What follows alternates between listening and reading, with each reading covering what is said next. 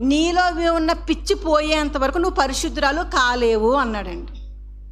ఆ పాస్టర్ గారు నేను ఎవరో తెలియదు, ఆయన అన్న మాట ఏంటంటే నీలో ఉన్న పిచ్చి పోయేంత వరకు నేను మిమ్మల్ని ఎవరిని బంగారం తీయమని చెప్పడం లేదండి. మీరేం టెన్షన్ పడకండి, ప్రభు మీతో మాట్లాడితే కనుక మీరు అంగీకరించండి. ప్రభువు మాట్లాడితే ఖచ్చితంగా దానికి లోబడాలండి మనము.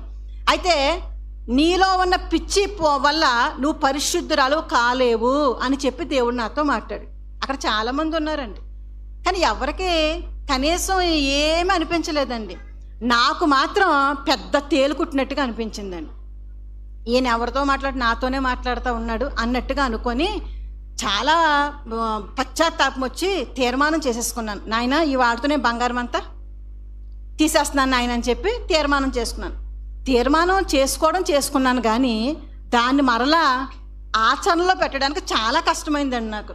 అప్పుడు అనుకున్నాను, నేను తీర్మానం చేసుకున్నాను, అంతా నా ఇష్టమేనా, నాకంటూ నా భర్త, అలాగే నాకు 3 పిల్లలు, మరి ఏ తీర్మానం చేసుకున్నా వాళ్ళు ఒప్పుకుంటేనే కదా నేను చేసుకోవాలి అని చెప్పి లోపల నన్ను నేను ఏం చేసుకుంటా ఉన్నానంటే, నాన్నే పర్లేదు కంగారు పడకు, నువ్వు అప్పుడేం తీయక్కల, వాళ్ళు కూడా అడుగు, వాళ్ళు ఓకే అంటే వాళ్ళు ఓకే అన్నారు కదా, కంగారు ఏంటి అన్నట్టుగా.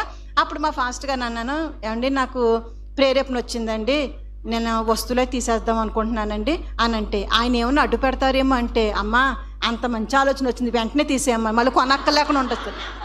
ఒకరు పెట్టుకున్నాను అనుకోండి, మళ్ళీ పదే ఎవరు కొనాలి, నాకు ఆయనేగా కొనాలి. అందుకని ఆయన ఏదైనా ఎంకరేజ్ చేస్తారేమో, వద్దమ్మా ఉంచుకోమ్మా, ఏంటి పిల్లలకు పెళ్ళిళ్ళు అవ్వాలి అని అంటారేమో అంటే, ఆయన అన్నారు మంచి ఉద్దేశం అమ్మా, నేను చెప్పినా కానీ నువ్వు వినవు, దేవుడు నీతో మాట్లాడాడు కనుక నువ్వు తీసేయమ్మా. అనవసరంగా ఈయన దగ్గరికి వచ్చి చెప్పాను, ఈయన వద్దు, ఈయన అడగకూడదని చెప్పి మా పెద్ద అబ్బాయి ప్రేరేపణ వచ్చిందిరా అంటే, అప్పుడు మా పెద్దోడు ఇంకా వాక్యంలో ఎదగలేదన్నమాట అండి. చిన్నోళ్ళు కదా, చదువుతున్నారు కదా, వాళ్ళు అన్నారు, అమ్మా ఇప్పుడు అలాంటి పిచ్చి పనులు నేను చేయకు, ఒకవేళ తీసే టైం వస్తే కనుక మీ కోడలు వచ్చిన తర్వాత ఆ 100 కాసులు 150 కాసులు వాళ్ళ చేతిలో పెట్టి అప్పుడు తీసేయమ్మా అన్నారండి. అప్పుడు నేను అనుకున్నా, సరే అంటే ఇప్పుడు మా ఫాస్టర్ గారు ఒప్పుకున్నా కానీ ఎవరు ఒప్పుకోలేదు.